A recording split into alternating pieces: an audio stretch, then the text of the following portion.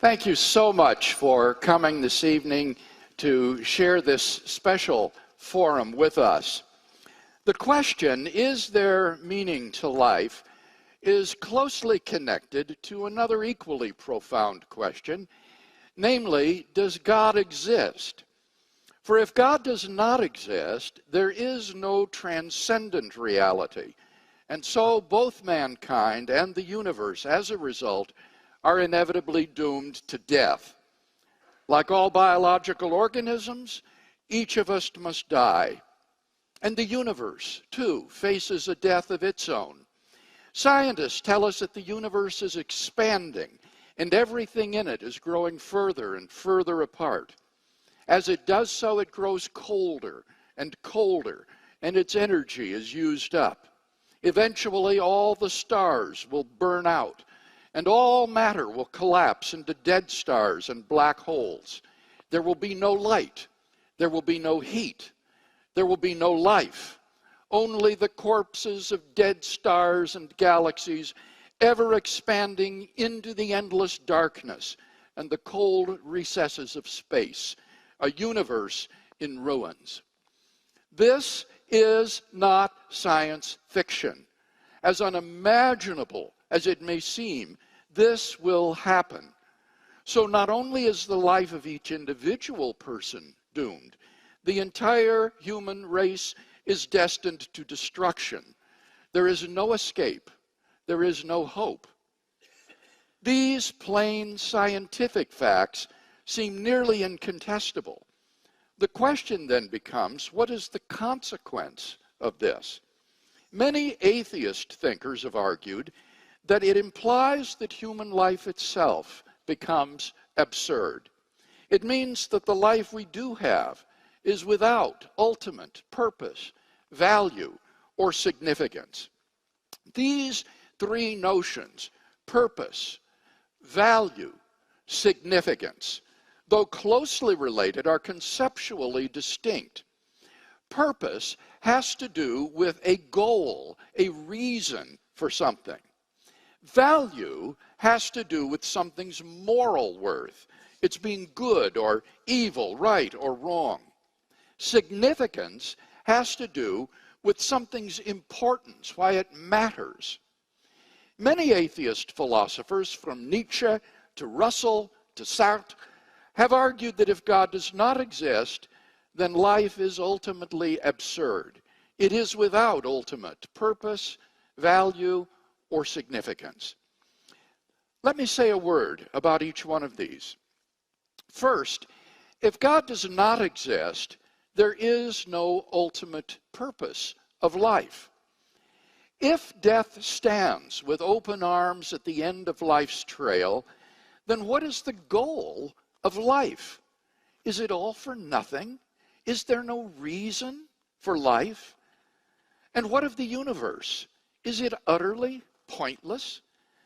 If its destiny is a cold grave in the recesses of outer space, the answer must be yes. It is pointless. There is no goal, no purpose for the universe.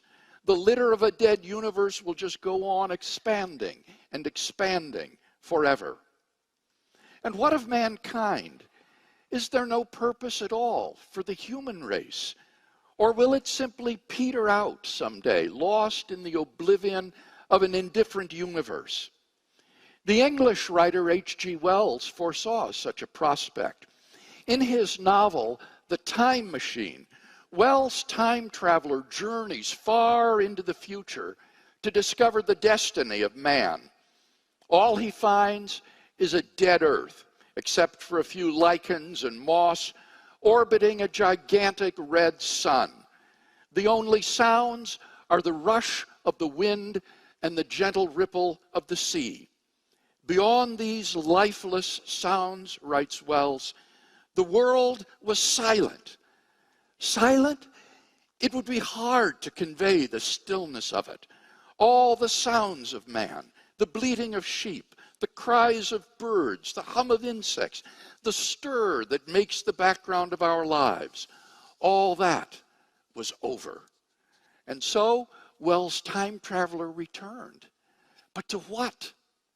to merely an earlier point on the purposeless rush toward oblivion.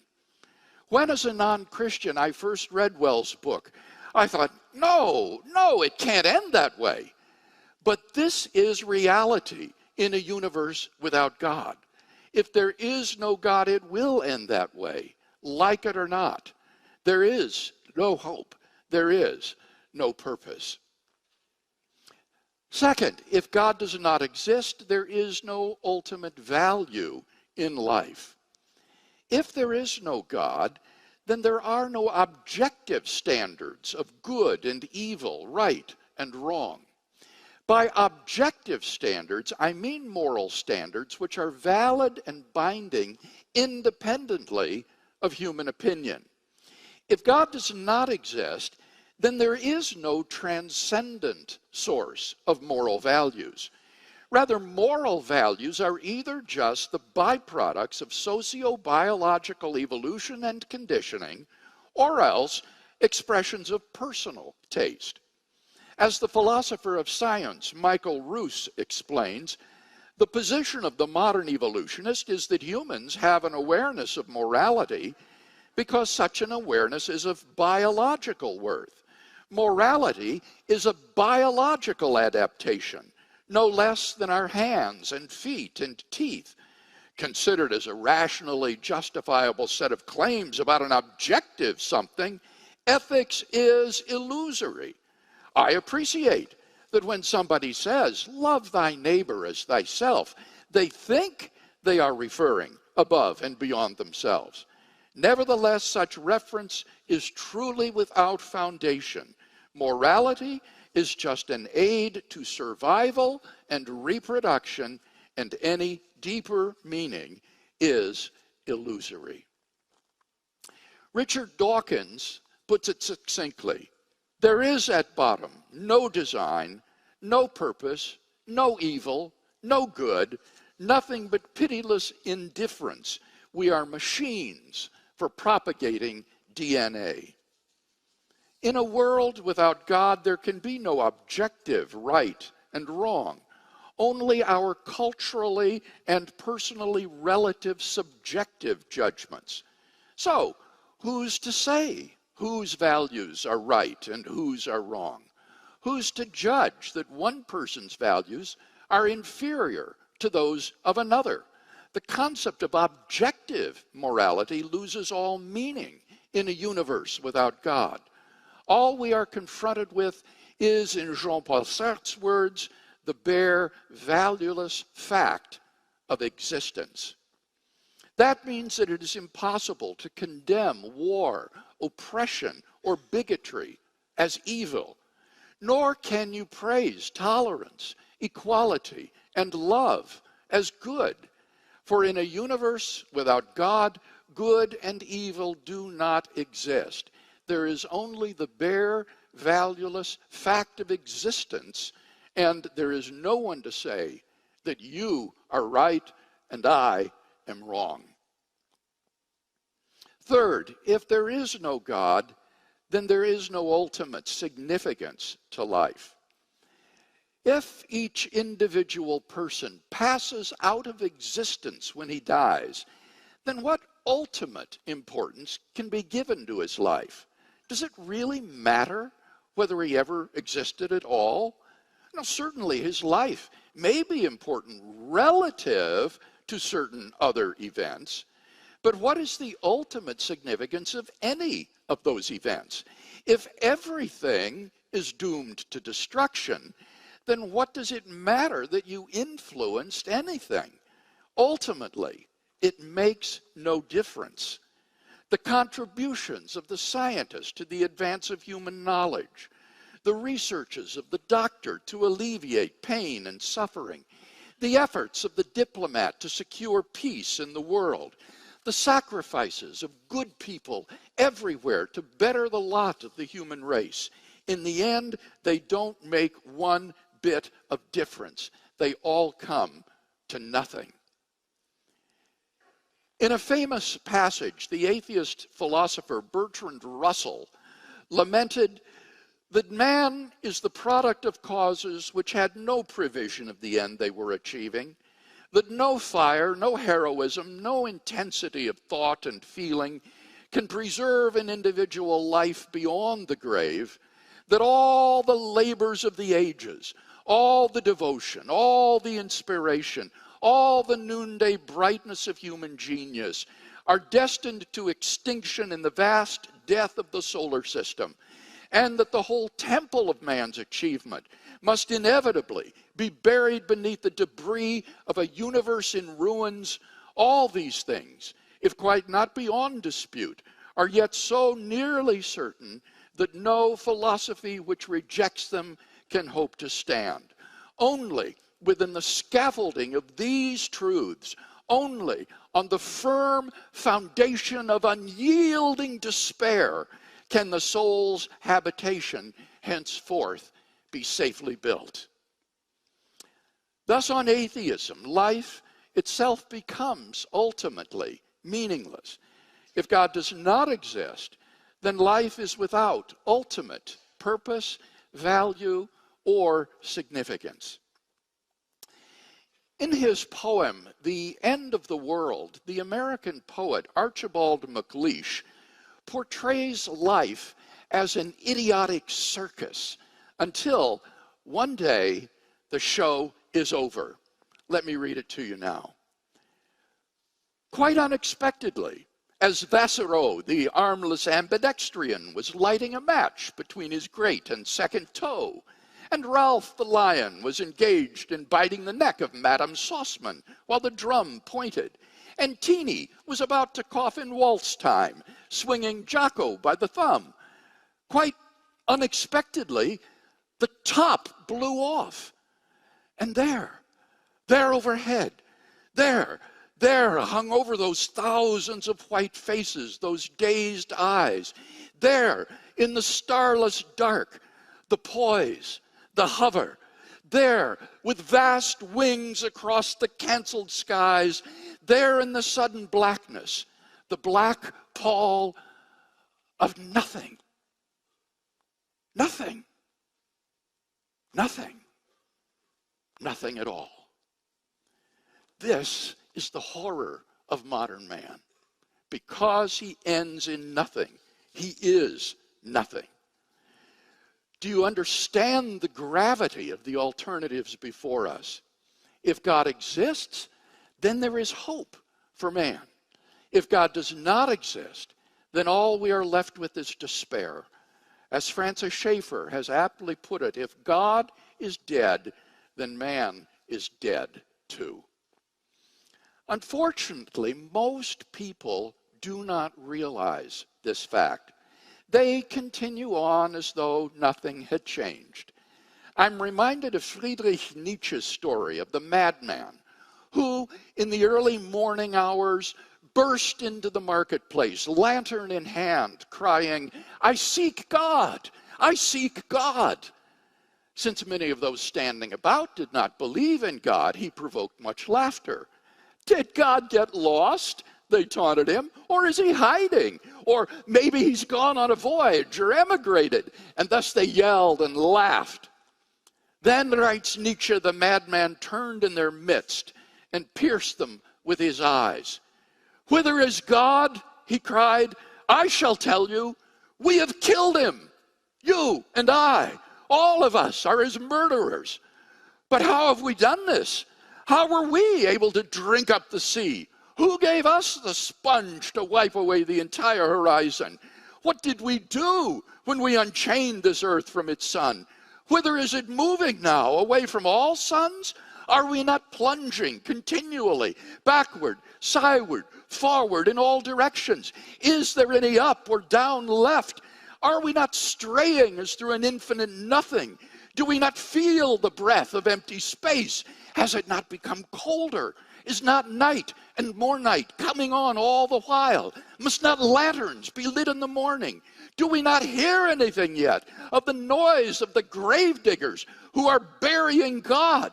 God is dead, and we have killed him. How shall we, the murderers of all murderers, comfort ourselves? The crowd stared at the madman in silence and astonishment. At last, he dashed his lantern to the ground. "I have come too early," he said. "This tremendous event is still on its way.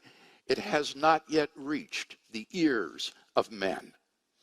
People did not yet truly comprehend the consequences of what they had done in killing God.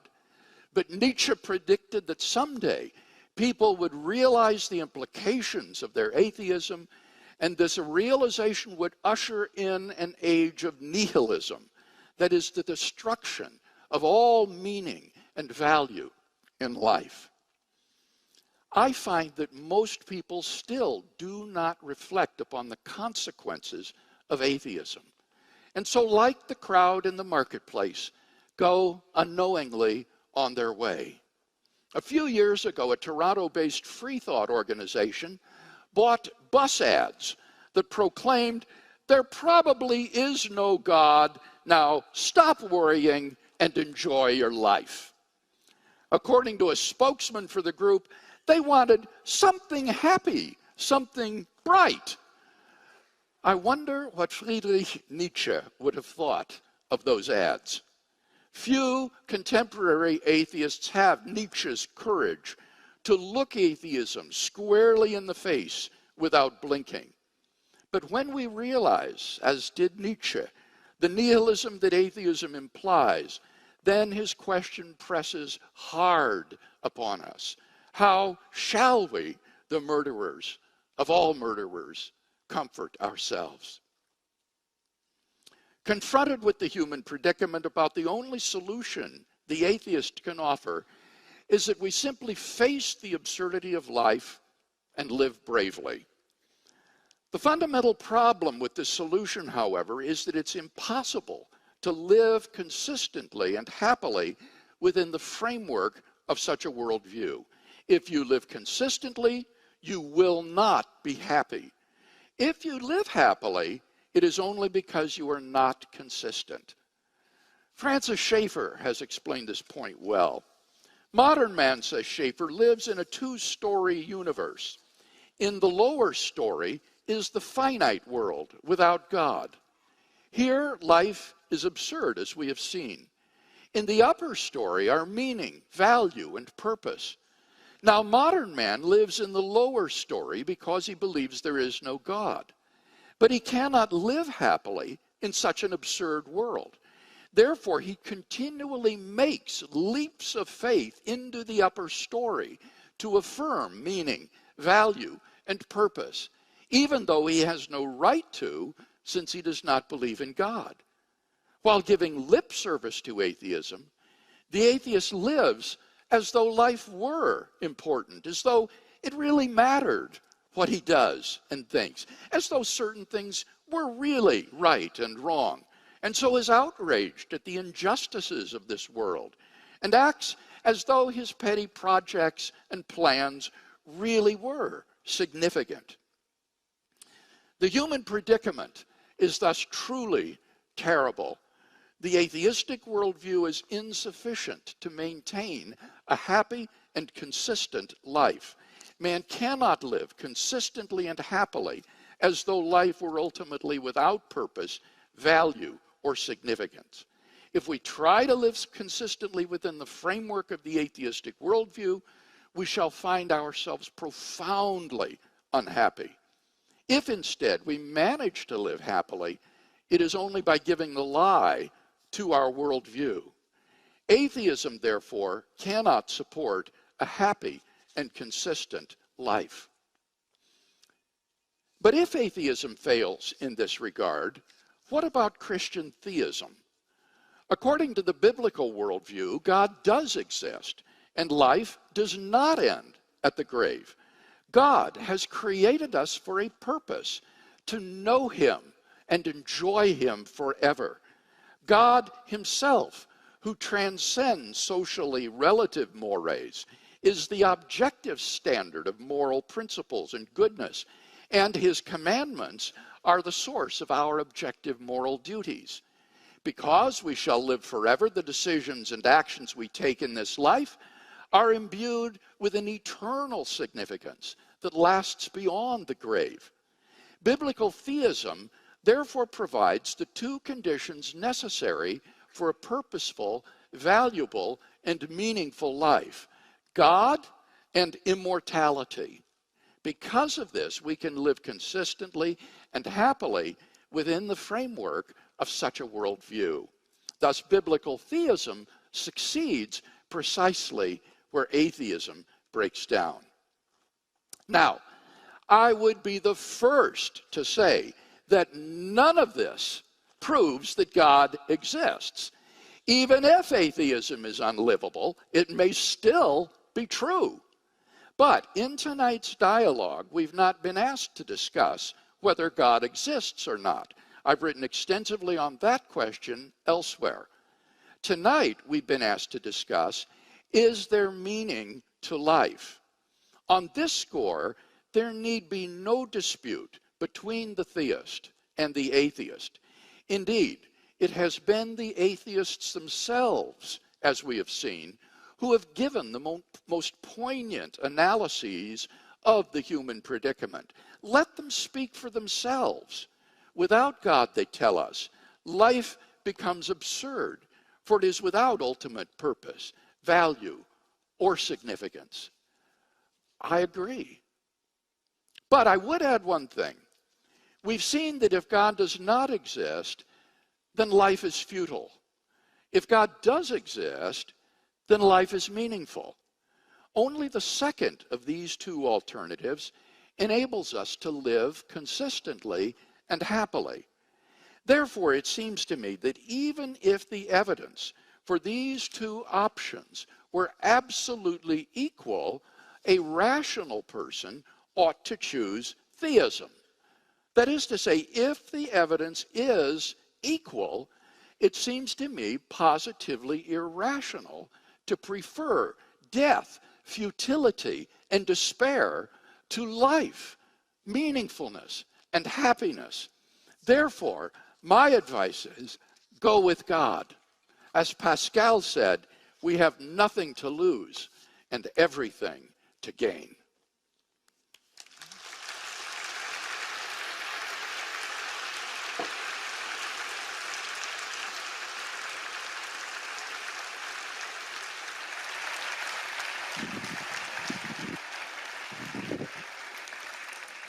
Thank you, Dr. Craig. We now welcome Dr. Neuberger Goldstein.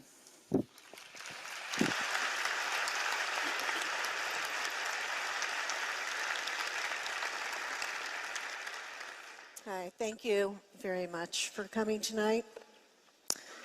This is one of those rare occasions when I'm going to speak in public to a room full of strangers in a personal way, which isn't easy for me. I'm one of those people who finds it difficult to speak in a personal way, even in private. Just ask my loved ones. But this question, which we are discussing tonight, life's meaning, which forces us to confront how we ought to live so as not to squander our one and only chance at our one and only life. This question is, for me, as it is for each of you, personal. Personal not just because it matters so much to each of us, matters as much as our own lives matter to each of us, which they, of course, must matter, given that we have to live them. After all, who else's life are you going to pursue, if not your own? But also personal, in the sense that how you approach this question, how you make sense of it, and perhaps resolve it, or perhaps don't resolve it, draws on the deepest aspects of who you are as an individual, your particular passions and interests and talents and culture and temperament and character, as well as on what your view of reality is. Your view of reality in the grandest sense. The answers you give, no matter how tentative, to the questions that philosophers call metaphysical. Is there a God? Are there immaterial souls? Is there an afterlife? Have we free will? A person's metaphysics is going to affect her thinking about life's meaning, which is why the sponsors of tonight's event so wisely invited 3 speakers with disparate metaphysical outlooks to address this question, and I'm very honored to be one of them. Because of the weight that I give to individual variability in determining approaches to this question of the meaningful life, I don't believe that there does exist one definitive answer to tonight's question, the meaning of life, definite article firmly in place. My meaningful life may not be right for you. I suspect for many of you that is true. To begin with, it may not be right for you because you disagree with my metaphysical outlook. So then, what is my metaphysical outlook? In a word, I'm a naturalist in the philosophical sense, in the metaphysical sense. I don't think that anything supernatural exists. And by the supernatural, I mean anything that is not subject to the laws of nature. My naturalism is inconsistent with a transcendent God, immaterial souls, and afterlife. Another way of putting naturalism is that I believe we humans are part of the rest of nature. I'm not interested, at least not tonight, in arguing for my naturalism, nor in going into how it differs from scientism, to which I don't subscribe.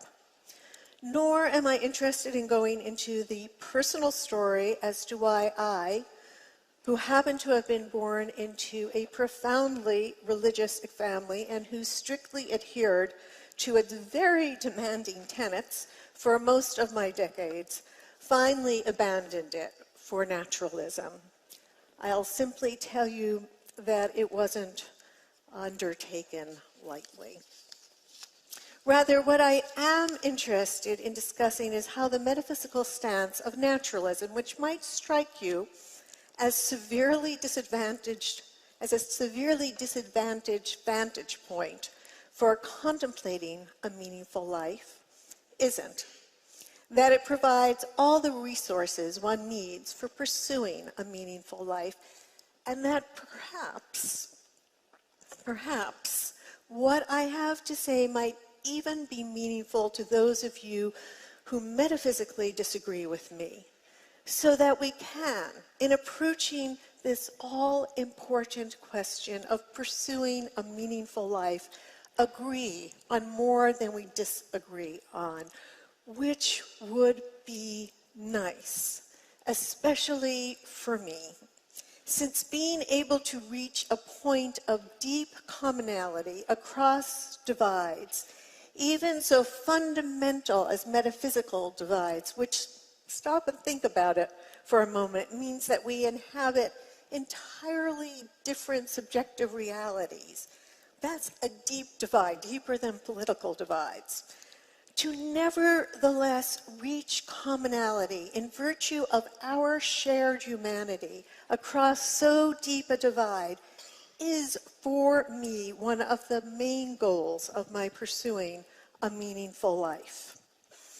I wouldn't be so bold as to universalize this goal of mine and say it's necessary for any meaningful life, but it does happen to be necessary for mine, which explains a lot about why I'm standing here tonight talking in a way that I'm not comfortable talking before a room full of strangers. But nobody wise ever said pursuing a meaningful life is easy, that it's comfortable, that it's constituted of only pleasant experiences or desires for pleasant experiences. That's hedonism. And being a naturalist doesn't commit a person to hedonism. If it did, I wouldn't be here.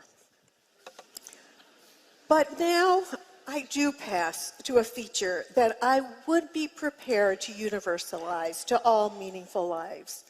Call it epistemic responsibility, from the ancient Greek word episteme, meaning knowledge. And I mean by the phrase taking very seriously the responsibilities of being the kind of creature who forms beliefs on the basis of reasons, which of course describes us humans. We are reason-giving creatures. We offer reasons for both our beliefs and our actions, and always the reasons for our actions include reference to our beliefs. We act not only on our desires, but also on beliefs. So reasons for beliefs are always involved, always central.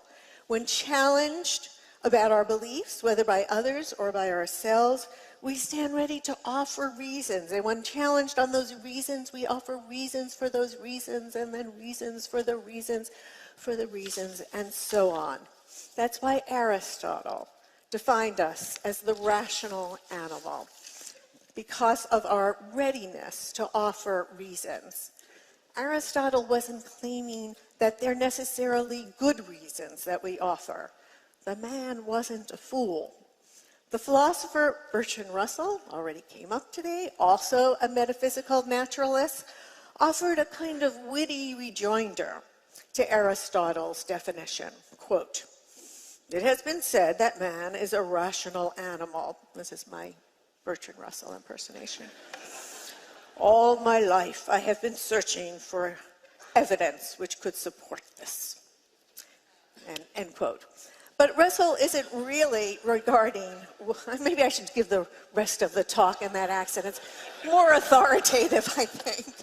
But Russell isn't really negating what Aristotle was addressing, our always standing ready with the reasons, but rather pinpointing the fact that so often the reasons are bad. Taking seriously the possibility that the reasons for one's own beliefs might be substandard, standing ready to expose them to the severest criticism, not just criticism that you yourself can think up or those who share your own beliefs, staying in your own epistemic bubble, but also, crucially, exposing them to criticisms of those who disagree with you. That's what I mean by epistemic responsibility. It's what Socrates meant when he announced that the unexamined life is not worth living, which is a somewhat harsh way of saying that epistemic responsibility ought to be universalized to all meaningful lives. We can forgive Socrates for being a bit harsh when he made that pronouncement. He'd just been voted guilty by a jury of over 500 of his fellow Athenians, charged with the capital crime of introducing new gods and corrupting the young. Again, nobody wise ever said that the meaningful life is the maximally pleasant, the comfortable life. But just in case it seems as if the meaningful life is nothing but unpleasantness, let me just say that changing one's point of view under the strictures of epistemic responsibility is, as best as one can, is a pleasurable experience. There is pleasure in the sense that one is seeing more objectively than one had before, that one is making progress in understanding, discarding more narrow, contingent perspectives. It feels expansive. The philosopher Baruch Spinoza, also a metaphysical naturalist, whose own religious community excommunicated him at the age of 23, argued that the experience of expanding one's viewpoint under the strictures of epistemic responsibility beats out all other pleasures, including riches and fame and sensual delights, that it alone provides us, quote, continuous, supreme, and unending happiness, unquote. But whether pleasurable or not, we all want to live a meaningful life because our lives matter to us. This is not a matter of argument. This is an immediate fact. Of course I matter to me because I am me. In fact, Spinoza, in his concept of cognitas, made this first-person, self-referential kind of mattering, I matter to me, the very essence of our individual identities. What am I? I am the thing who doesn't have to offer any reasons to explain or justify why the survival and flourishing of one Rebeca Neuberger Goldstein matters to that thing. But it's also true of us, universally true, that we have a will to matter that extends beyond the first-person, self-referential type of mattering. The will to matter, the profound longing not to be as nothing. Is there any will deeper than that in us humans? It's deeper even than the will to survive. We don't want to live when we become convinced that we don't, that we can't, that we will never matter. Those are the words of clinical depression. In fact, the website in the U.S. for suicide prevention is called You Matter. We no sooner discover that we are than we want that which we are to matter. We are creatures of matter who long to matter. And I don't think that we can discuss the meaningful life without addressing this profoundest of our longings. A meaningful life has got, in some way, to satisfy the will to matter. Let me just explicate what I don't mean to imply by speaking of the will to matter. First of all, by the will to matter, I don't mean the will to matter more than others matter. Though for many people, competitive mattering, being richer, smarter, taller, more powerful, better looking, more stylish, more athletic, more talented, more original, more pious, more whatever, is the only kind of mattering they can contemplate. Such people are often quite unpleasant to be around. It seems to me, if I can get political for one moment, that we've got a stunning specimen in the current president of the United States of America. Is Donald J. Trump living a meaningful life in his endless pursuit of competitive mattering?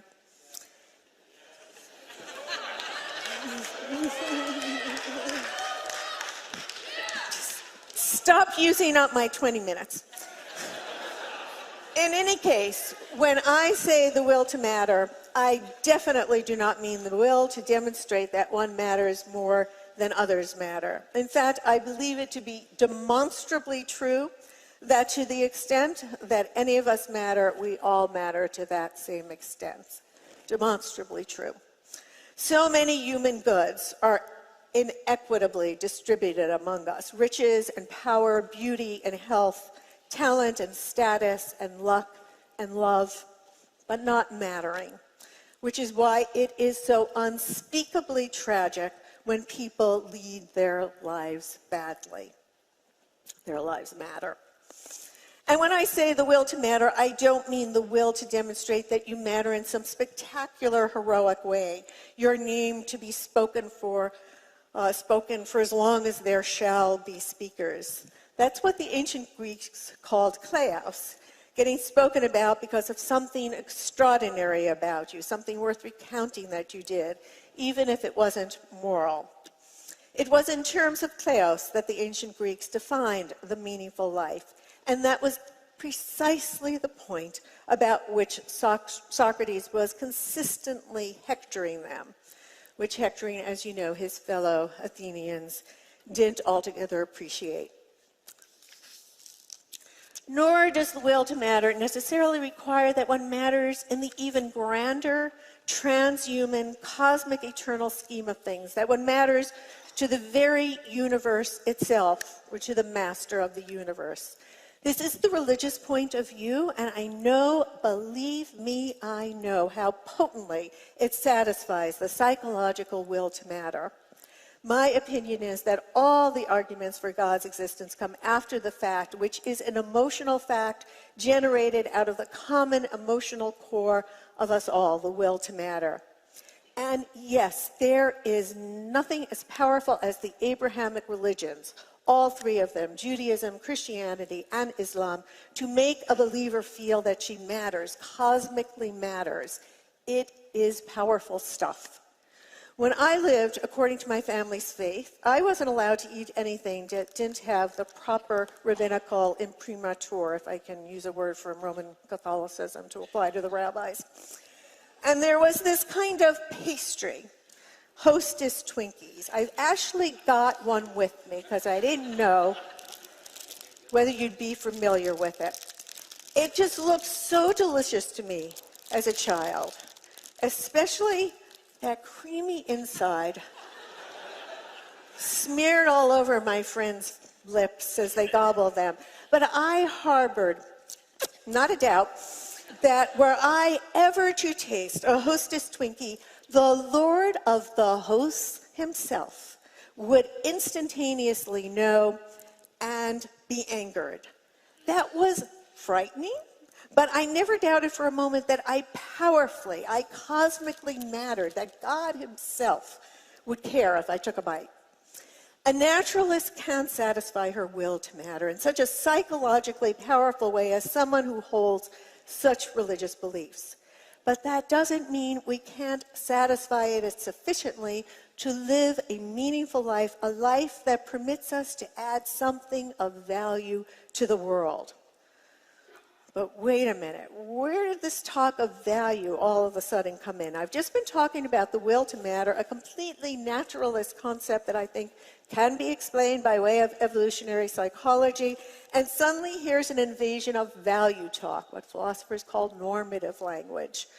Well, values do come in when we consider wisely what it is to satisfy the will to matter. The awful thought, it's 4 a.m. and I'm wide awake and wondering what it all means thought, is that had I not existed, the world would have been no different at all. That my existence, though it means all the world to me, adds nothing of value to the world beyond my perspective. The world would have been just the same or maybe even better had I never been. To live a meaningful life is to live so as to expunge this 4 a.m. thought. Here is where the individual variability that I spoke about before comes in. A person's talents, commitments, temperament, culture, character yield what the 20th century philosopher Bernard Williams, also a metaphysical naturalist, had called projects, including a person's ground projects, quote, providing the motive force which propels him into the future and gives him, in a sense, a reason for living. There is tremendous variety between us in what our ground projects are. The full spread of human diversity and ingenuity is on display in the ground projects devised to confront the will to power. And it includes the heights of our human achievements, creations in the arts, discoveries in the sciences, improvements in forms of government, as well as the depths of injustice and cruelty. There is, within the full range of our ground projects, both darkness and light. A ground project that successfully ministers to the will to matter may not add up to a meaningful life.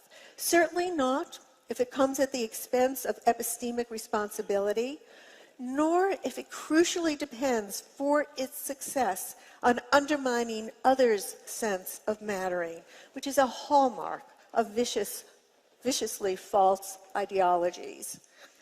And if to achieve a meaningful life, one's ground project has not only to avoid these grievous errors, but also add some value to the world, then we can also be sadly mistaken, thinking we're adding positive value to the world when, alas, we're not. Then it will feel to us from the inside as if we're living a meaningful life, but we'll be self-deluded. It's good to get some objective feedback, if possible. I've shared with you that my ground project crucially involves reaching across the deepest divides so as to touch on the even deeper commonalities between us in virtue of our common humanity. Whether I've succeeded here tonight, that goal isn't for me to say, but rather for you. But of course, I hope I have, and I thank you humbly for giving me the opportunity.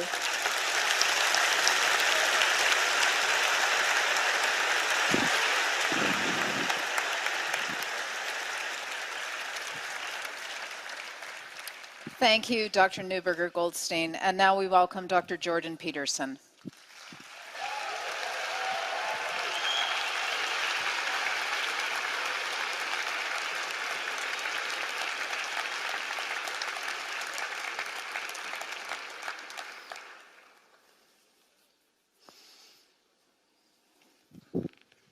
One of the things that's really struck me about intellectual life is how often we get the questions wrong. And we often get them backwards, not just wrong, but actually backwards. So as a clinical psychologist, I've often treated people with anxiety, and people wonder, practically, individually, clinically, why are people anxious?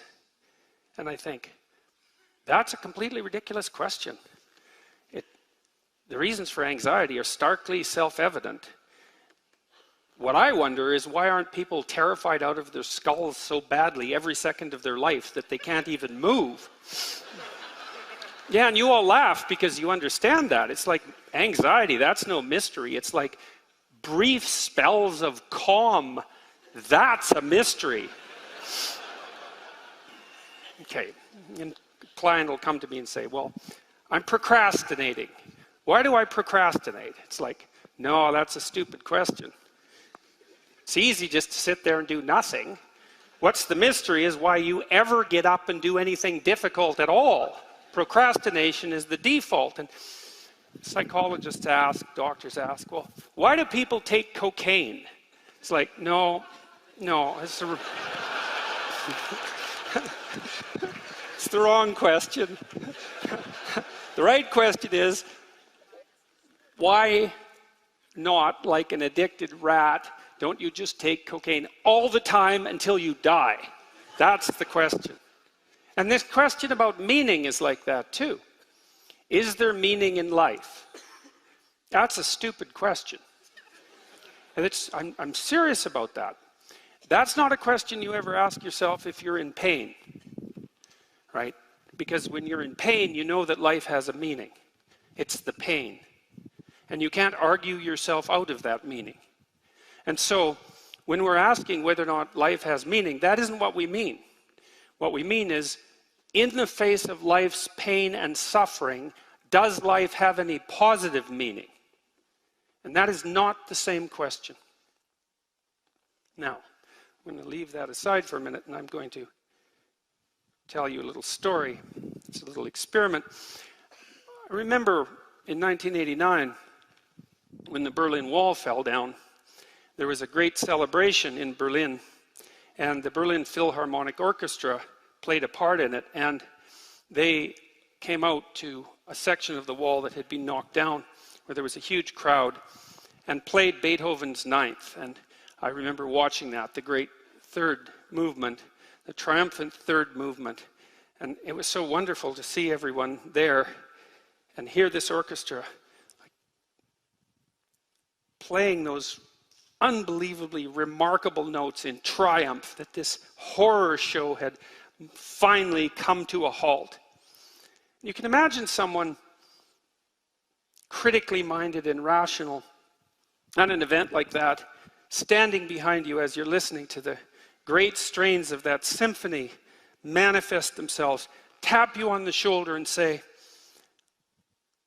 well, you know, that symphony is going to end. What makes you think it has any meaning at all? It's like, well, how do you respond to something like that? You say, you should reconsider the way you're looking at the world there, buddy. Because that's just not the right answer. It's just not the right question. It's like, the symphony has no meaning because it ends. Well, you're not paying attention to what's going on, if that's the way you think. Or maybe you're thinking too much. Yes, you're thinking too much and not paying enough attention. But it's more serious than that. And this ties in the issue of pain.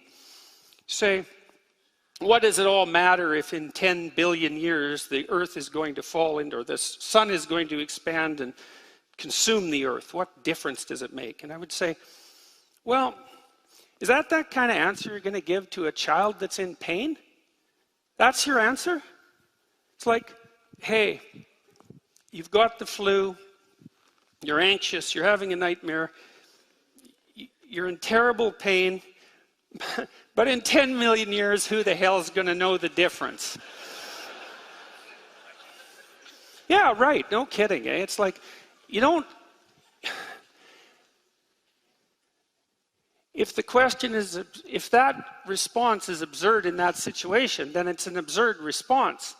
The mere fact that you can come up with a time frame across which your current activity is meaningless only means that you're capable of playing with meanings across time frames. It doesn't mean anything at all about meaning, as far as I can tell. Is it absolutely obligatory that everything that's meaningful has to be significant in some unimaginable distant future? Why is that the hallmark? Why wouldn't you just say, well, here's an idea.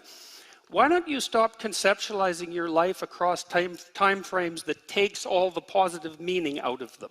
How would that be for a suggestion? Maybe the fact that posing the question in that way makes you feel miserable and wretched and futile is an indication that there's something wrong with posing the question in that manner. And you might say, well, there's nothing wrong with posing questions. And I would say, well, that brings us back to the child in pain problem. Sometimes there is a problem with posing questions in a certain way.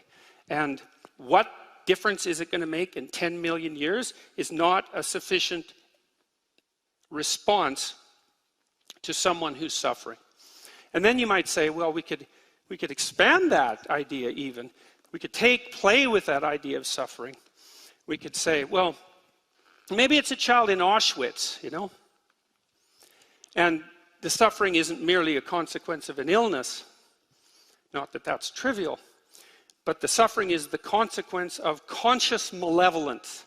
How about that?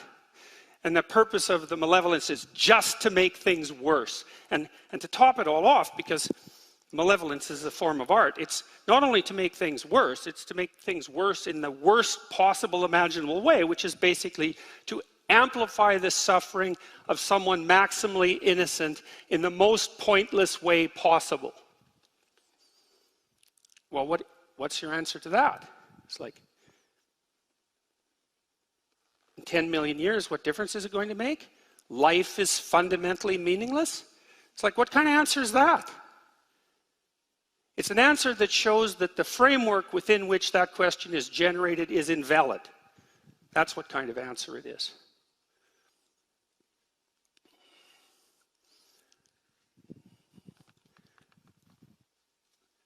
I realized a while back that I had gone through a process when I was in my 20s that was akin to something Descartes did. I'm not trying to compare myself to Descartes. But he was trying to look for something that he couldn't doubt. And the consequence of his search was, I think, therefore I am. Which I don't think is exactly a good translation of what Descartes meant. I think he meant something more like, I can't dispute the reality of my own consciousness. Something like that. And that's good. That isn't where I got to in my contemplations. I was looking for something that I regarded as incontrovertible. And I was fortunate at that time because I was reading Alexander Solzhenitsyn, and Solzhenitsyn wrote the Gulag Archipelago, among many other things. And the Gulag Archipelago is a description of the absolute catastrophes of the Soviet state and the entanglement of the individual psyches of the Soviet citizens in that catastrophe, their descent into deceit and cruelty, deceit, resentment, and cruelty. And Solzhenitsyn said in the Gulag Archipelago that he thought the Nuremberg trials were the most important event of the 20th century. And the reason he said that was because the Nuremberg judgment, for better or worse, was that there were some acts that were so viciously brutal that there was no excuse whatsoever for engaging in them, no matter who you were or what your culture was or what your rationale was. And so for Solzhenitsyn, the Nuremberg trials established what you might describe as the transcendent reality of evil. And that's an unbelievably useful thing. It's akin to this idea of suffering, in my estimation, and because, well, it's the child in Auschwitz problem. It's that you need an answer to the problem posed by the suffering of innocence as a consequence of malevolence. You say that's evil, the conscious exaggeration of unnecessary suffering. And that gives you a vantage point. That's wrong. Whatever it is, that's wrong. Well, then you have a place to stand. You can say, oh, okay, now I know that there's something that's wrong. In a non-trivial way. In a way that can't be just dispensed with rational objections that emerge as a consequence of contemplation of the boundedness of life. Those answers aren't serious enough to address the issue. Well, so I thought, okay, well, I found something that I can grip onto or stand on without dispute. There are acts that are unquestionably evil. And that means that there are acts that are unquestionably good. Now, it doesn't mean that we know what they are, right? Because just because you know one pole of something doesn't necessarily mean you know the other. I could say that whatever leads us as far away as we can possibly get from Auschwitz, that's good. Well, I've been trying to puzzle out what that might be for 25 years, to outline it in a practical manner, I suppose, and an abstract manner. To understand if there's a root, a mode of being, let's say, that takes us away from undue suffering, but more than that, takes us away from undue suffering multiplied by malevolence. It's a fundamental existential problem of life. We all suffer. That's the meaning of life. We all suffer. The suffering is exacerbated by the malevolence in our hearts and the malevolence in the hearts of all of us. And the paramount issue that faces us is what to do about that. And the answer is, I think, live a life that manifests itself as meaningful. Because it seems to me that the meaning isn't a rational phenomenon. It's not something that you create. This is where Nietzsche, I think, got it wrong. He believed that as a consequence of the death of God, we would have to create our own values. We would have to become gods ourselves, so to speak. But I don't think that Nietzsche was right, because I don't think that we can create our own values. I think that we have to discover them. And I think that what we discover are eternal values. And I think that the eternal values that are discoverable are precisely the values that lead us away from the pathway to perdition that was characterized by places such as Auschwitz. And I also think that we all know this. Now, it's not that we can't question it, because we can question it. But the questioning is, in some sense, beside the point, like the person objecting to the grandeur of Beethoven's Ninth by pointing out that it's going to end. The questioning is beside the point. It's missing the point. I've studied a variety of great psychologists, Jean Piaget and Carl Jung and Freud, and Carl Rogers, many of the great 20th century clinicians. And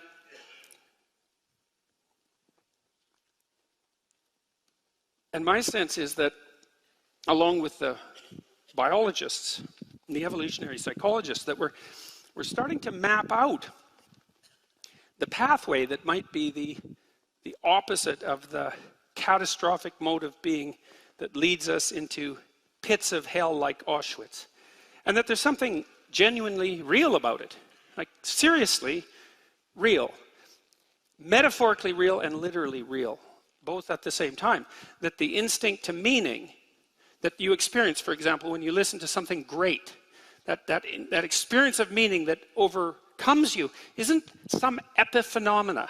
It's not some mere reflection of some more fundamental process, but that which is more fundamental than anything else. You say, well, you can't deny that pain is real and suffering is real, and you can't deny that suffering induced by malevolence is the worst of all possible sufferings. Those are all undeniable as far as I'm concerned. Those are all meanings of life. And they're real enough so that if you encounter them, like if you encounter true malevolence, the probability that you'll walk away from it unscathed is very, very low. It will damage you psychophysiologically, and you might never recover. And that's real enough for me. Well, is the path away from that real? Is the path that transcends that real? Maybe it's more real. That's what I've come to believe, as pessimistic as I am about the nature of humanity, myself included. As real as I believe suffering and evil to be, it appears to me that the mode of being that leads you away from that enables you to bear the suffering with nobility and to be useful to others who are in pain, and to constrain the malevolence in your own heart and around you, that mode of being is more powerful than that which it is set against. And not only that, I think that we experience this. I think we experience it. We just don't notice. Maybe because we're too busy thinking, because noticing and thinking aren't the same thing. We see in our own lives when we're engaged in something deeply meaningful. Music is the best pathway to that, I think. It's the most rapid and indisputable pathway to that. Virtually everyone loves music, and music speaks of meaning.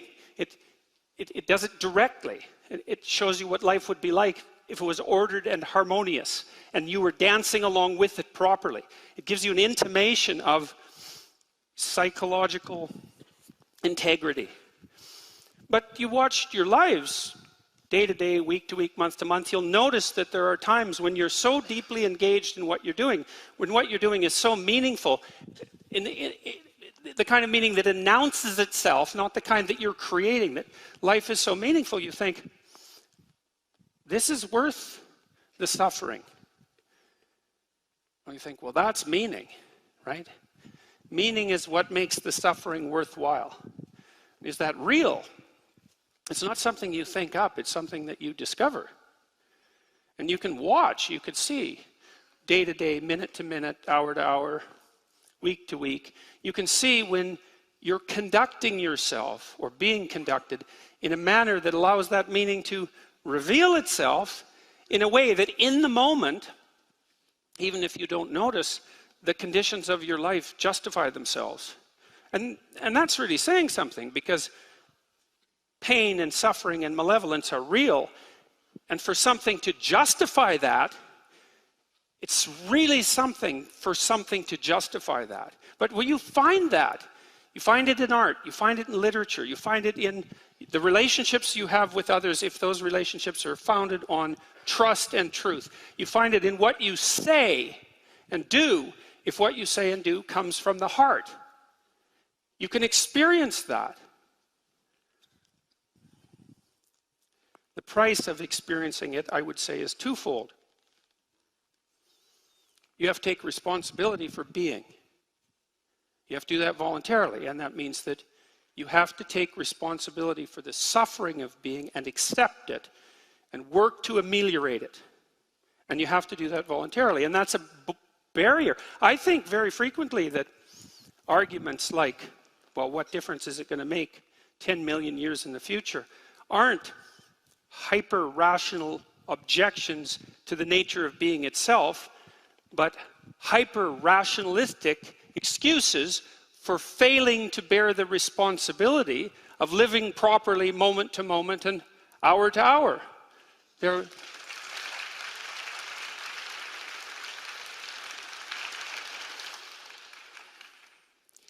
Say you have a child who's sick, maybe one who's been hurt. You say, well, what do you say or do in the face of that? Well, you say, hey, kid, I'm here with you. I'm here beside you. It matters what's happening to you. And we're going to do everything we possibly can to get through this together. And if you're lucky, you get a hug as a consequence of that. And you think, if you don't think that's meaningful, man, there's something wrong with your soul. And answer, what the hell difference is it going to make in 10 million years? That's the devil himself speaking. Oh, that's good enough. So, thank you.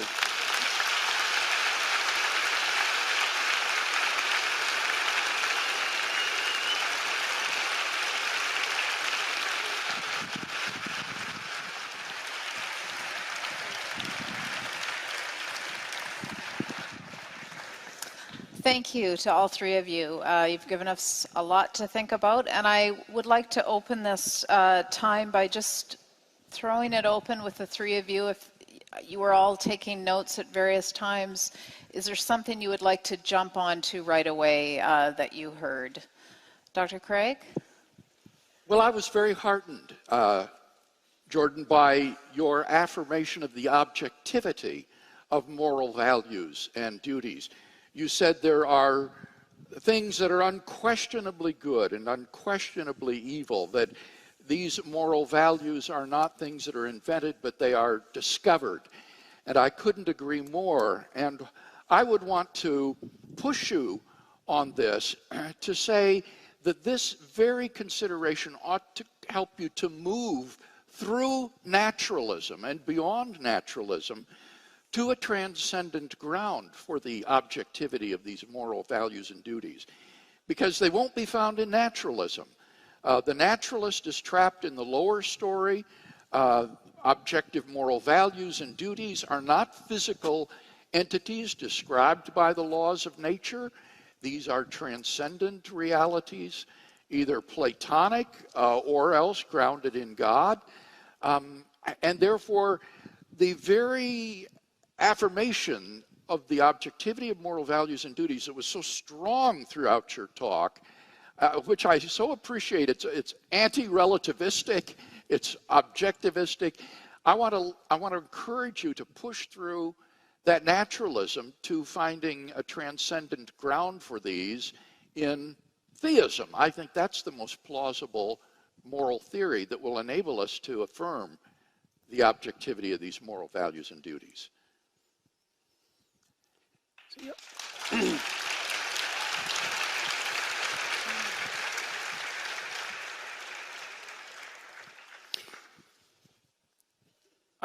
I've tried to work out the sorts of ideas that I portrayed in this talk today within a naturalistic framework as much as possible. Because the naturalistic technique is so powerful, not least for that, but also because there's glimmerings in the scientific literature of the sorts of ideas that you portrayed when you mentioned that the evolutionary biologists are increasingly making the claim that morality is a biological adaptation. And I think you can make a very strong case for that, a much stronger case than has actually been made so far. I think there is a very sophisticated ethic that has evolved that we recognize as a consequence of the evolution of our cognitive and emotional structures. I think that that recognition manifests itself in admiration.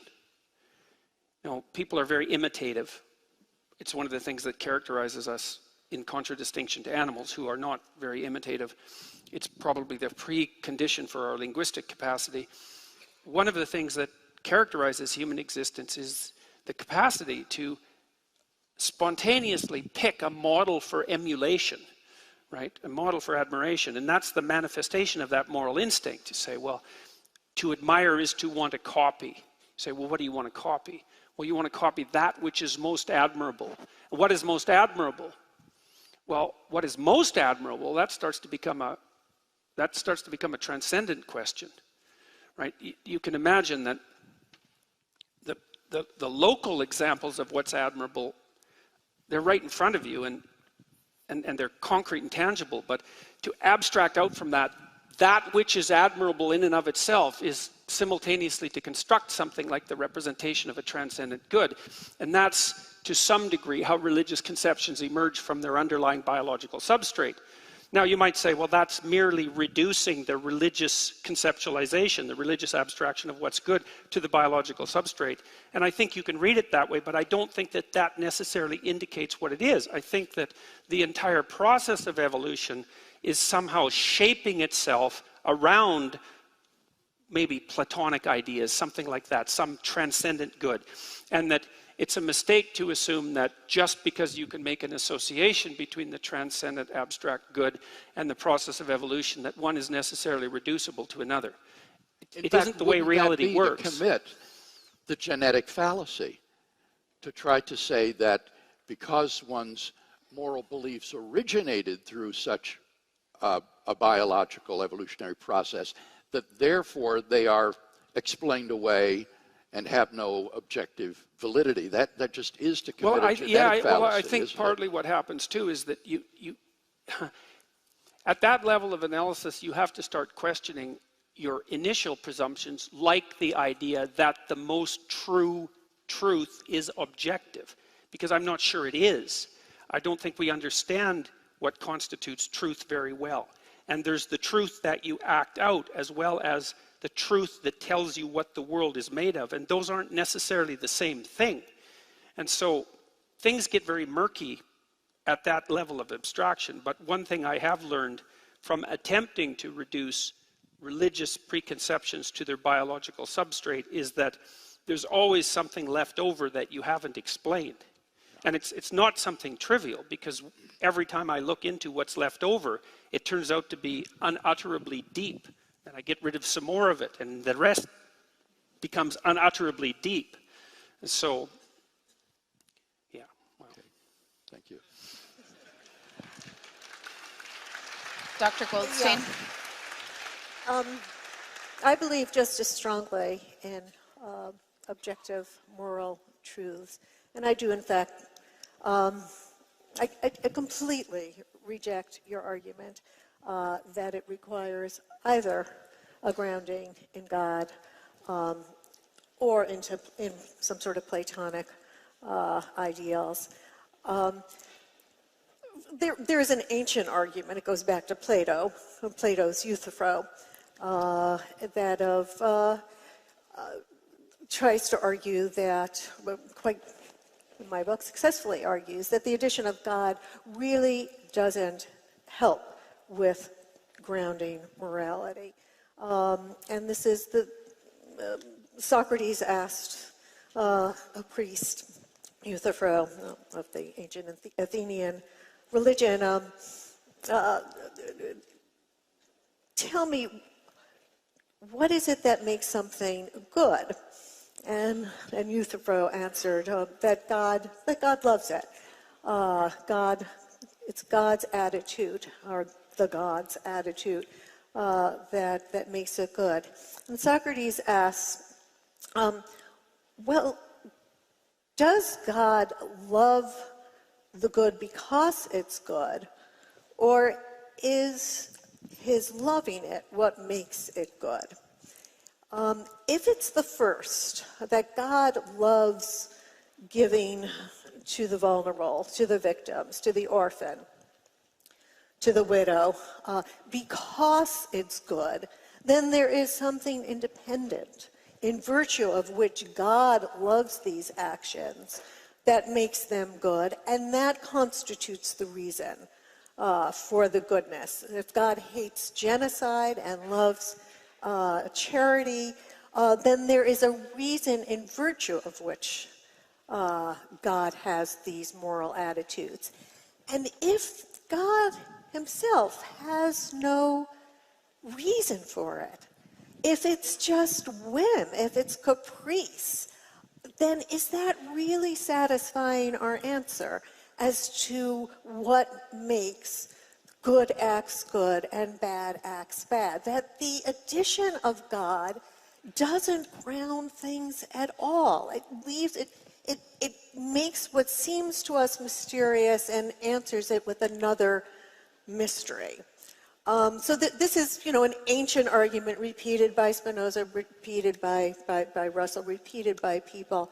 And I would like to ask you how you answer the question. And the whole history of moral philosophy, from Spinoza, through Kant, through Rawls, through Tom Nagel, all these arguments have given completely naturalist arguments to try to ground morality, and they are, in fact, the kinds of arguments by means of which we've made progress, in fact. That all of the individual rights movements, anti-slavery and emancipation of women and on and on and on, have been made on the basis of completely naturalist arguments, taking it as elemental from something that we learn from our own lives, that we matter, and that if we want to answer what is it in virtue of which we matter, what we get to fairly quickly is it's in virtue of something that we share with everybody else. And this is the kind of arguments that have actually had real consequences in terms of emancipating and making real people's lives better ever since, I would say, the Enlightenment, actually. And so I guess my question to you is double. What do you say to the Euthyphro argument? How does God really help? And two, what do you say about the whole progress of moral philosophy, which has in fact been completely secular and has helped more people than, I'm not going to say than religion, I'm not going to say it. Feels like you want it to. But religion, believe me, has made a lot of people suffer as well. When you speak about Auschwitz, it's very hard for me not to cry. Every person of my generation in my family is named after a dead child who died there. So to me, this is extremely personal. My very name, Rebeca, is some child who died. So that this is, how does this come up? I don't know. I just had to say it. I'm sorry. Those are my two questions to you. Good. I'm really surprised. I'm really surprised to hear you trot out the old Euthyphro Dilemma, because this has been answered over and over again by contemporary Christian philosophers like Robert Adams, William Alston, and others. The Euthyphro Dilemma is a false dilemma. It posits two non-mutually exhaustive choices. Either the gods love something because it is good, or it is good and therefore they love it.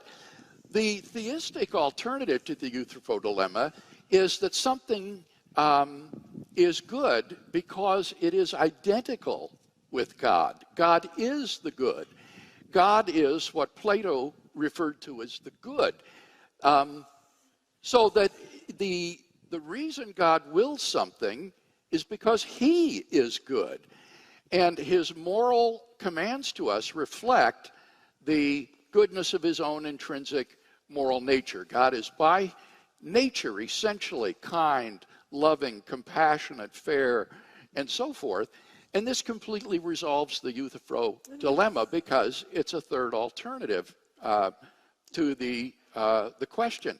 Now, in terms of the second question you raise, The problem with all of these theories is that they can't justify their starting point. They just take it for granted that some sort of humanism is true, that there is something about human beings that is intrinsically morally valuable, but that's precisely, you see, what's called into question by naturalism. If the film of evolutionary history were rewound and shot over again, a very different sort of creature might have evolved from the evolutionary process with a very different set of values. And by what right would we be able to say, well, our values are the correct ones and yours are the wrong ones? It's all socially, culturally relative. And so while I applaud the advances in human rights and things of the sort that you mentioned, I want to help by offering a foundation for the objectivity of the moral values and duties that we both hold dear, a foundation that I think is conspicuously lacking in naturalism. I think the way you approach this is wrong.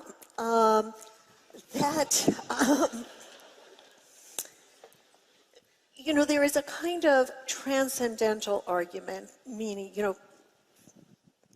the kind of argument that is inspired by Kant, by Immanuel Kant, where we look at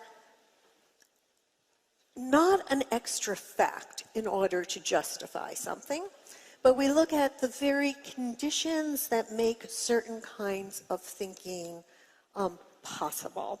The categories of the mind. And this is how he tried to confront Hume's problem. We can't justify induction.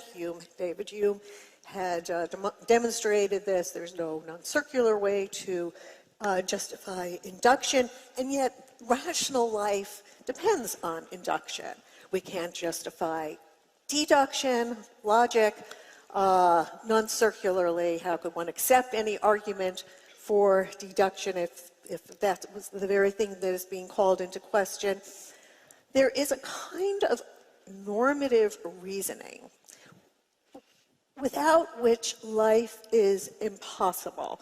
And we certainly apply it always to ourselves. If somebody treats us in a way that completely violates our mattering, our sense of dignity, if I'm lying on a beach, soaking up the rays, I'm thinking about this right now because I'm freezing in here, right? I'm lying on the beach, soaking up rays, and excuse me, some big guy wants to get from point A to point B, and I'm lying supine in the sand, and he doesn't step over me or go around me, but just clumps right on my stomach to get to the next point. What am I going to do? I'm going to feel a complete outrage, complete indignation. How can you possibly have done that? You had reason not to behave that way. What is the reason? My pain, my suffering. Animals don't care about causing pain to each other. In the natural world, animal pain, predation goes on all the time. What he's doing is just preserving his evolutionary advantage on a naturalist. That is not the point I am concentrating on. I'm concentrating on the point of me lying there thinking in my wrathful indignation, how could you have done that? You had reason not to do that. My pain gives you reason not to do that. There is no way that we can conduct our lives without having those kinds of reactions, which they are emotions. They are emotions, indignation, yes, outrage, that are very complicated. They're called moral emotions because they have hidden in them the claim that somebody has reason to act otherwise, right? And there is no way that we can conduct our lives without having these reactions, right? If I were to, isn't that yes? exactly my point, that it's impossible to live consistently and happily as though your life were valueless, as though you had no value? I agree with that. So that is our starting point. And from that, one goes on to other things. Then one thinks, well, if I can't possibly live without feeling that my life has some value, that when you treat me as if I don't matter, this outrage I feel, you had a reason to act otherwise. What is it about me that gives me this claim of putting reasons on you? When I think about that and try to justify it, I very quickly see there's nothing special about me.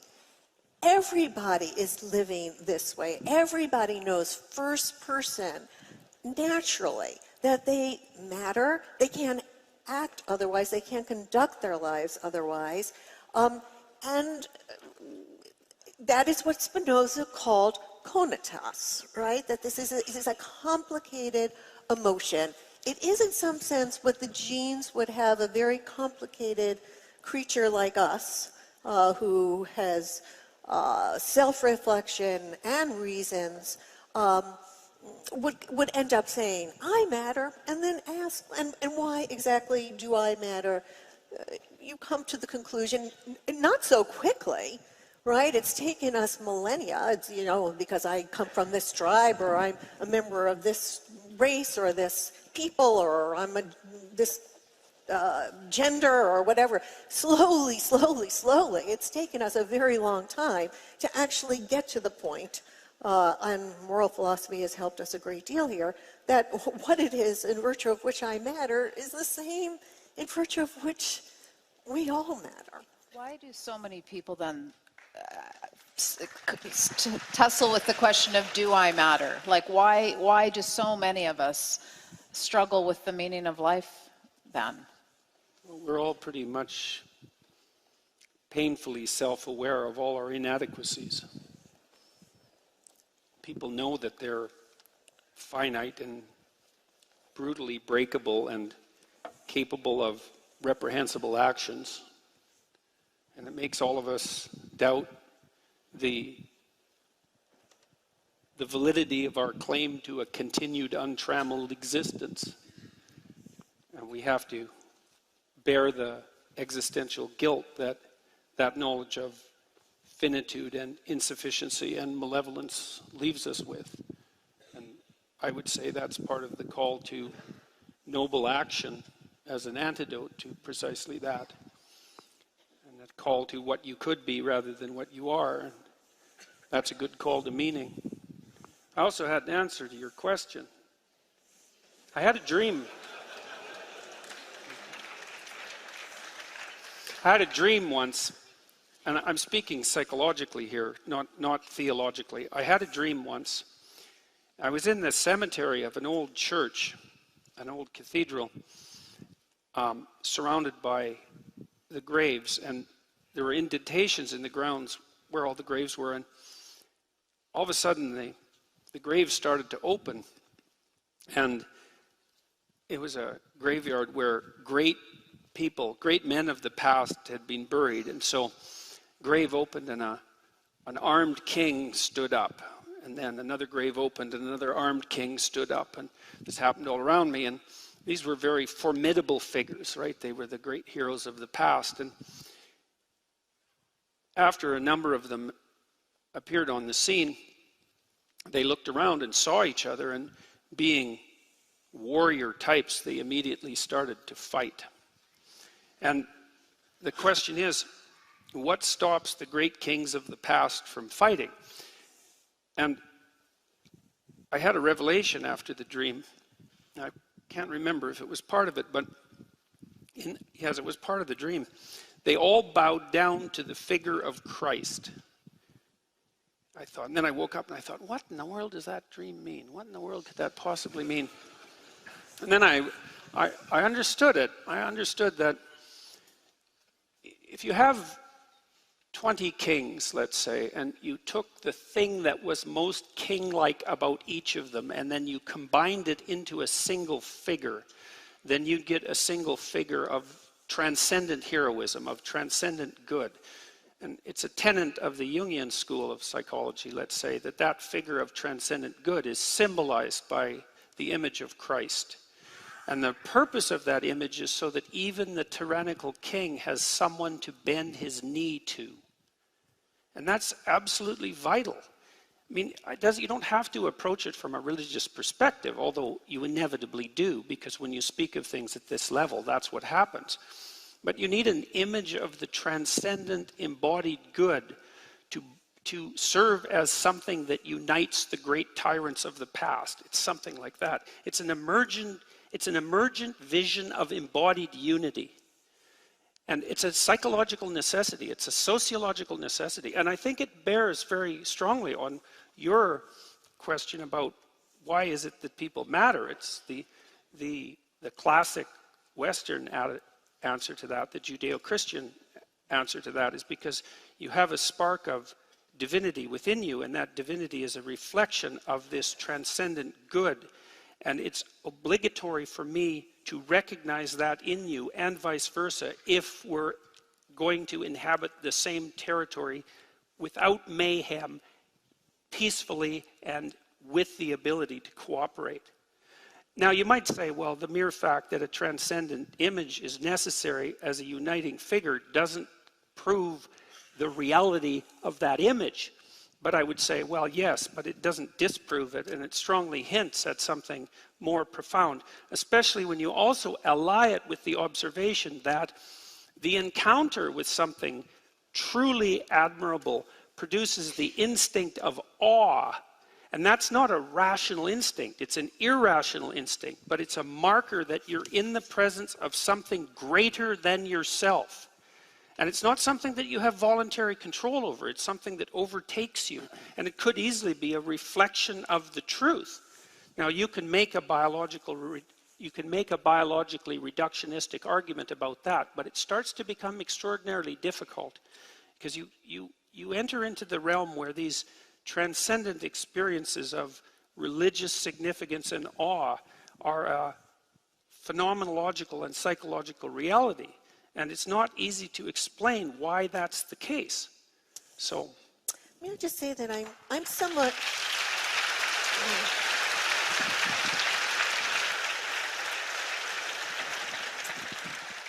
I am somewhat suspicious of the transcendent. Some things that make us feel part of something you think that greater. What makes people matter is transcendent. You said that No, already. no. I did not. I said I was using a transcendental kind of argument, a la Kant. That is transcendental. Transcendental. This is not. This is different from transcendence. Well, no, if it's the same for everyone, it's transcendent because it transcends the individual. If there's something about every individual that matters, then human it's transcendent. nature is transcendent, right? Because that's fine with me. That's fine with me too. Okay, that's good with me. There's a vocabulary confusion here that needs to be cleared up. You're talking about a transcendent reality beyond the natural realm. Rebecca doesn't believe in such a reality. She says everything is confined to the laws of nature and things subject to that. But she's using the word transcendental, a transcendental argument like Kant, where in order to justify, for example, reasoning, you show that without the assumption of reasoning, you couldn't even deny the validity of reasoning. It's almost kind of pulling it up by your bootstraps sort of argument. That's what you're talking about, right? It creates the very conditions for coherence in our life. Right, and I would say, there are transcendental arguments for logic, for induction, for deduction, for induction, and I would say for moral reasoning as well. That there are certain preconceptions that are we can't live our life coherently without them. We can stop with ourselves, but if we push it further, that's exactly what the Spinoza's project was, a completely naturalist deduction of ethics. He calls it the ethics. It had a profound effect on European history. It took 100 years, but it seeded the Enlightenment, from which so much moral progress has derived, that I am very much a beneficiary of it as a woman, as a Jew. I am very much a beneficiary of that, of what came from the Enlightenment. Yeah.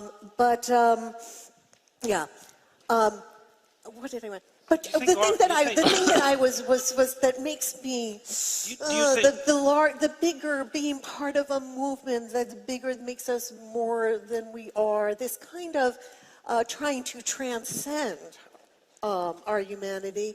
That makes me very nervous because, you know, I mean, again, the imprint on my mind is always both the victims of the greatest horror that I know of, and the perpetrators of it, who felt so transcendent, those Nazis, right? They were part of a very larger-than-life movement that made them feel, you know, talk about symbols galore, spectacle galore.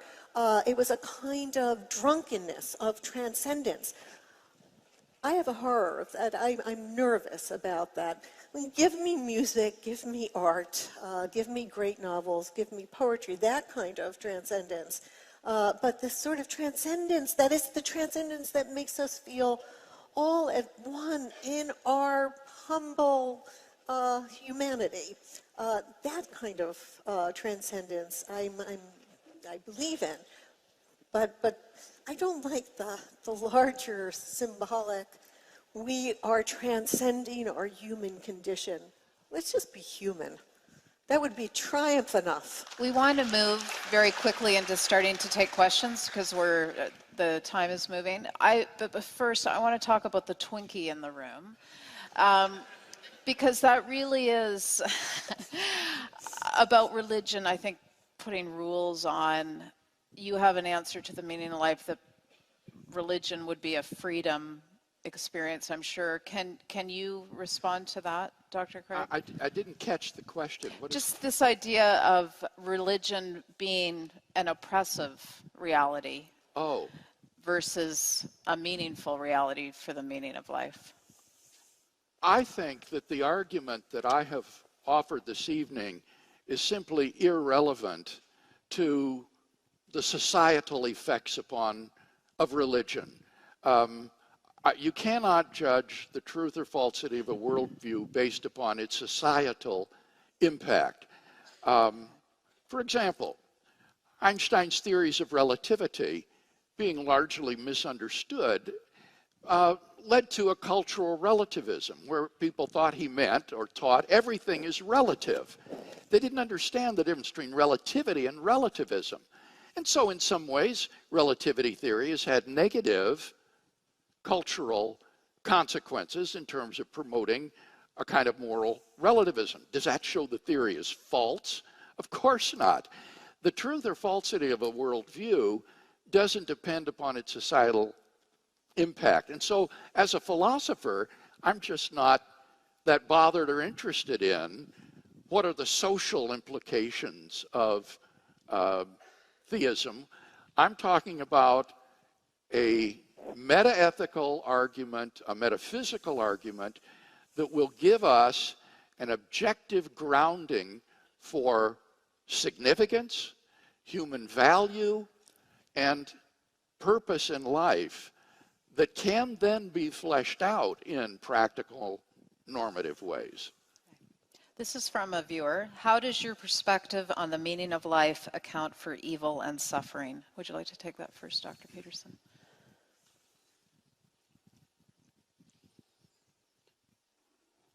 Well,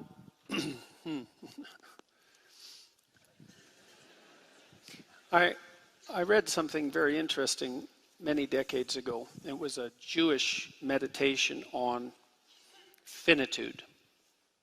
And it was presented in what you might describe as a Jewish Zen koan. And there aren't that many of those. So here was the question. What does a being who's omniscient, omnipresent, and omnipotent lack? So those are the three classical attributes of God. And the answer was limitation. And that was the reason for the creation of man. That there's something about limitation that the absolute lacks. Say, well, being requires limitation, let's say, because if you can be anything at all at any moment, then you're everything at once, and in some sense you're nothing at all. We're in this situation. Our being is defined by our limitations, and that produces suffering. The question is whether there's a mode of being that justifies the suffering. That's the fundamental religious question. And I think that the answer to that is yes. So being requires limitation. Limitation necessitates suffering, but there are modes of being that allow you to transcend the suffering. That's the hope. And then with regards to evil, it seems to me, I have to speak metaphysically or theologically here, that a universe without the possibility of evil is also one without the possibility of good. And I would say that if human beings conducted themselves properly, we could have a universe where free choice was the rule. We were free to choose evil, but there would be no evil because we would choose good. And I think that we should be very careful at laying the existence of evil at the feet of the Creator without looking to our own role in producing it.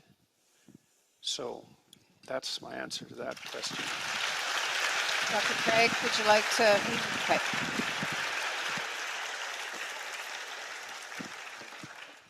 This is a question for you specifically, Dr. Peterson. Do you believe religions like Christianity have a role in the pursuit of discovering that which is opposite of evil? I think that that is what they are, fundamentally. I've spent a lot of time trying to understand the underlying narrative structure of the Bible, for example. It's a very strange collection of books, but it has a narrative structure. And the narrative structure is something like, well, people fell into history when they became self-conscious. And because they were self-conscious, conscious of their own limitations, conscious of suffering itself, they were also able to become and motivated to become resentful and cruel and bitter and homicidal and genocidal. And that's, I suppose, in some sense, the genesis of evil. Our life is bounded by suffering and tainted by malevolence. And there's a pathway through that. And as far as I can tell, the entire Bible is a meditation on the pathway through that. Now, it's not a meditation we understand because most of it's story. It's embedded in stories. And stories are the way that we transmit information that we don't yet understand. But I think that the Bible, properly understood, is the best, what would you say? It's the best set of instructions that we have to understand what it would mean to live a life that would enable us to bear suffering nobly and to constrain malevolence. That's what it looks like to me.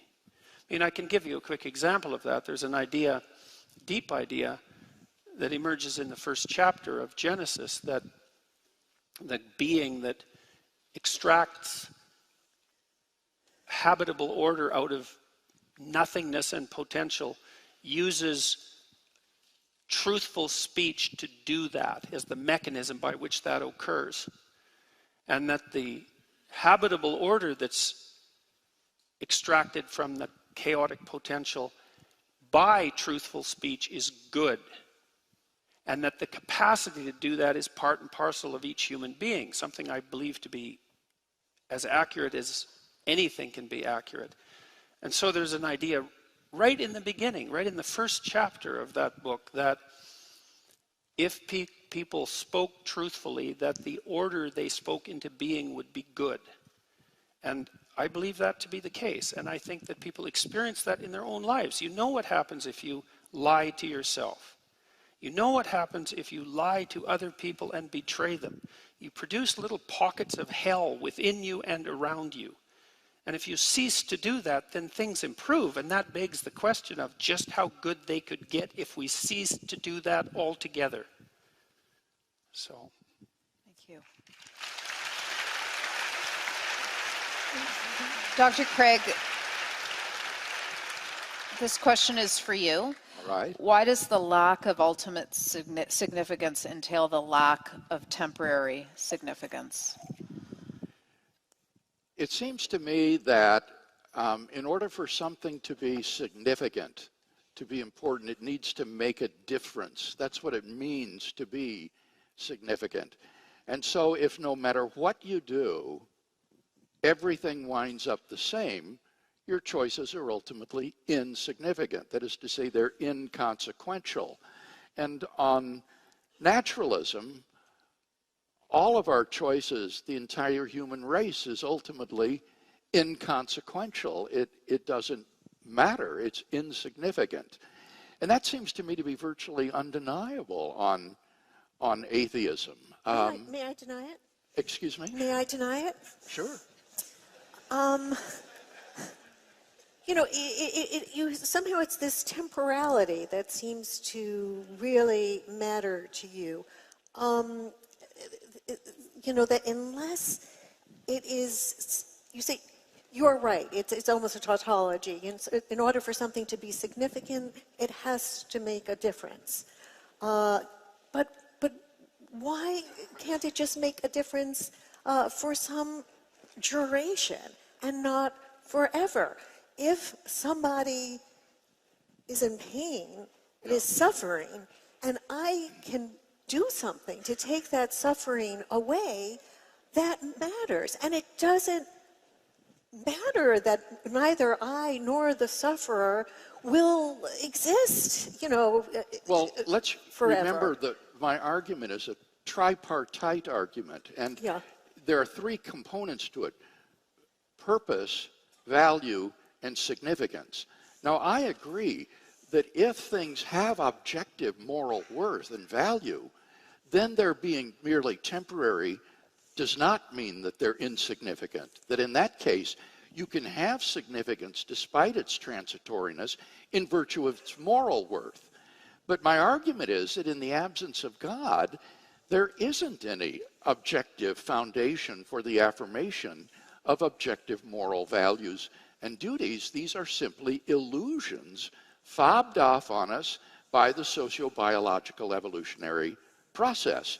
And therefore, you can't rescue significance by appealing to the inherent moral worth of temporary things. If it were only the biological process, the evolutionary process, how could it be that through reflection, slowly, far too slowly, we actually can make progress, right? Everything. There's nothing more biologically determined than male dominance over women. Nothing is more, right? This is. Well, now wait, Rebecca. by what? By what? You underestimate women. We have our ways, but you know, but we are slowly, you know, there's all sorts of behavior that is biologically determined, right? Xenophobia. I spent a lot of time in Africa observing the chimps. It was one of the most amazing experiences for me. I mean, I came back and I could only see. I came back to a conference, actually, and there were two men on either side of me. So this is my fate. This is my doom. They were arguing over me, and there was a little lady in between, and you know, and they were pointing their fingers and blah blah blah, and trying also to impress me a little bit.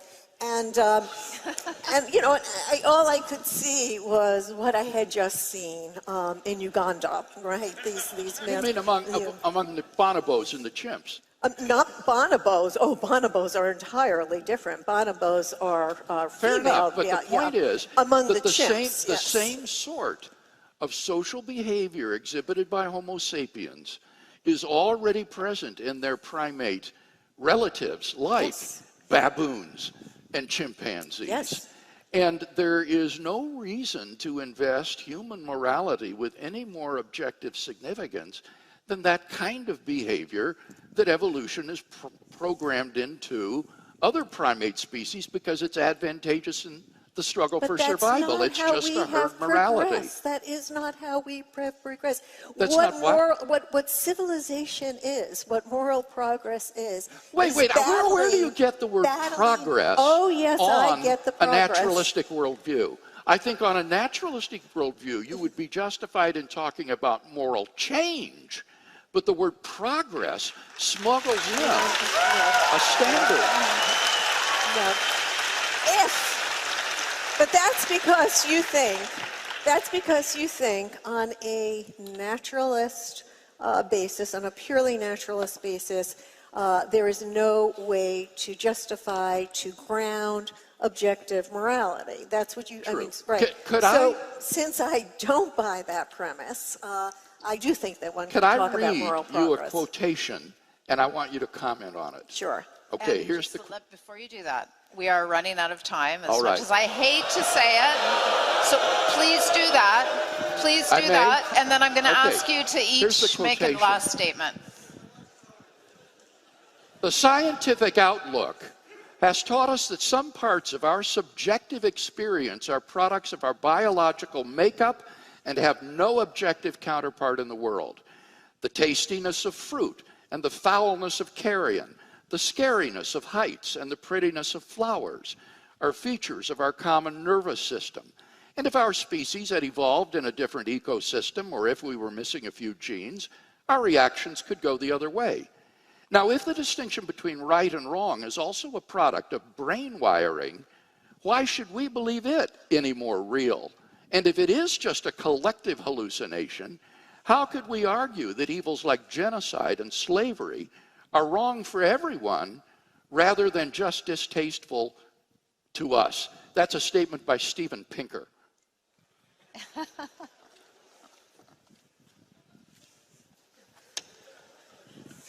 Well,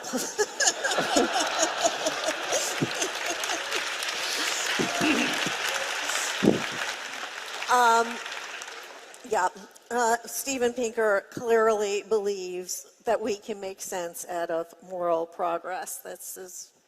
And believes that we can ground morality on purely naturalist. We are creatures who offer reasons, right? We offer reasons. We reflect upon reasons. We reflect upon our own reactions.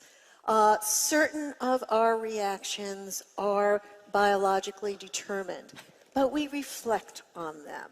And we can ask whether or not this is how we are not animals. This is how we are not chimps. We can ask these reactions are right. What gives us the right?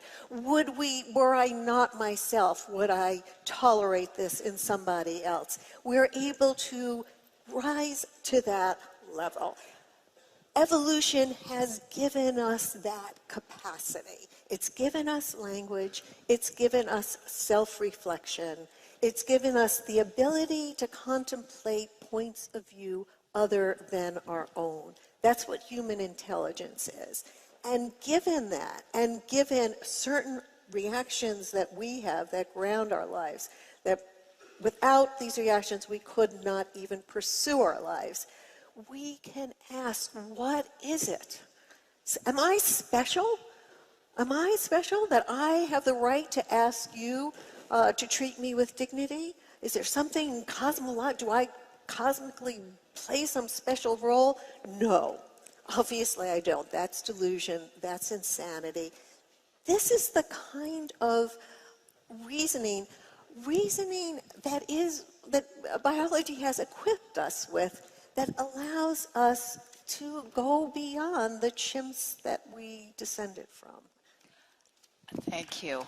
I'm going to ask each of you, and I'm going to ask you to start with this, Dr. Peterson, and this is how we will end this evening. I'm going to ask you to pretend you're speaking to a friend or maybe a young person who is struggling with finding meaning in life, and I'm just going to ask you to share what you would tell them, how you would encourage them. as we end out.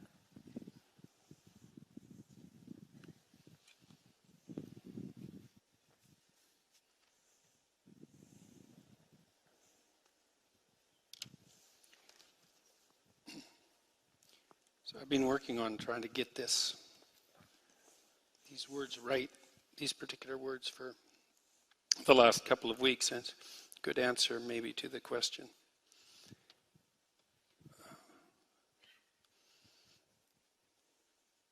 Being is suffering, tainted by malevolence. And so what's the meaning? There's pain to alleviate. There's chaos to confront. There's order to establish and revivify. And there's evil to constrain, not least in our own hearts. And that's meaning enough for everyone. Thank you.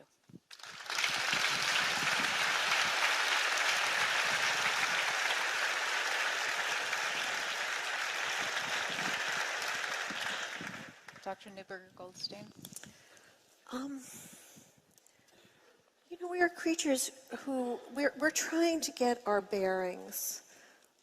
This is, I think, something very, very deep about us. We come into this world, we want to know what it is, where are we, what are we, and what are we supposed to do with whatever it is that we are. We are creatures who are trying to get our bearings. And we ask two sorts of questions in trying to get our bearings. We ask what is, and we ask what matters. And the question what matters comes in two forms. Who matters and what matters. And we all want to matter. We all want to matter beyond the first person, the thing that's just given, that our genes are driving us to feel as if we're matter until our genes are replicated into the next generation. And there is, I guess I concentrate, you see a lot of darkness, and I see so much more light in trying to make our lives matter.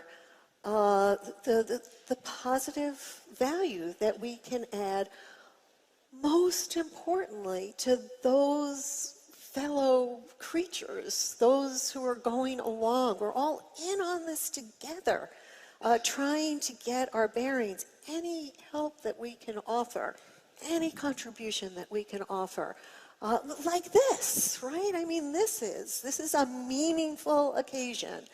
People struggling hard with very, very different points of view to say something that will be universally beneficial, no matter how much you disagree. That is meaning. I would say to them, get in on this fight, get past yourself. Think about all the other fellow creatures who are with you in this struggle together, and let's join forces and move forward. That's what I would say. Thank you. Thank you. The great American philosopher William James once remarked that we may be in the universe as dogs and cats are in our libraries, seeing the books and hearing the conversation, but having no inkling of the meaning of it all. And I would want to encourage you to think that perhaps the universe is a far, far more wonderful place than you've yet suspected. That there may be a transcendent, personal God who created the universe and you with a goal in mind to know him and enjoy him in a personal love relationship forever. You find yourself now alienated from this being of perfect goodness and love due to the moral evil that has been so poignantly described tonight. But there's forgiveness and cleansing available if you will but avail yourself of it. And so I would encourage you to do what I did as a teenager seeking for the meaning and purpose of my life. Pick up a New Testament and begin to read it and ask yourself, could this really be true? Could there really be a God who loves me and who has sent his Son, Jesus Christ, to redeem me, that I might know him forever? I believe that if you'll do that, it could change your life in the same way that it changed mine.